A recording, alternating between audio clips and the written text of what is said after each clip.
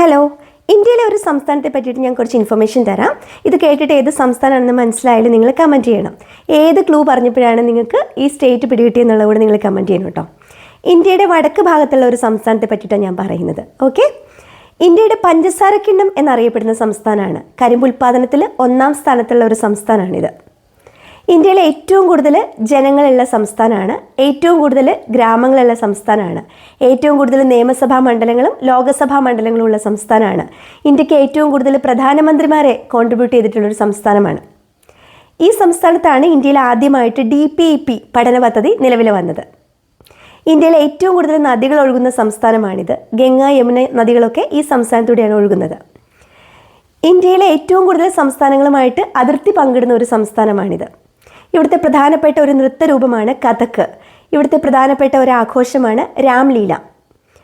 ത്രിവേണി സംഗമം നടക്കുന്നത് ഈ സംസ്ഥാനത്താണ്. ഈ സംസ്ഥാനത്ത് മഹാകുംഭമേള നടക്കുന്നുണ്ട്. മഹാകുംഭമേള നടക്കുന്ന അലഹബാദിൻ്റെ ഇപ്പോഴത്തെ പേര് പ്രയാഗ്രാജ് എന്നാണ്. അപ്പോൾ മഹാകുംഭമേള നടക്കുന്ന പ്രയാഗ്രാജിലെ ആ സ്ഥലത്ത് പുതിയൊരു ജില്ല വരാൻ പോകുന്നു. റീസെൻ്റ്ലി ഡിക്ലെയർ ചെയ്തു ഈ സംസ്ഥാനത്തെ ഗവൺമെൻറ്. ഇവിടെ പുതിയതായിട്ടൊരു ജില്ല വരുന്നു. ആ ജില്ലയുടെ പേര് മഹാകുംഭമേള എന്നാണ്. ഏത് സംസ്ഥാനമാണെന്ന് മനസ്സിലായില്ല? ആൻസർ വേഗം കമൻറ്റ് ചെയ്തോളൂ.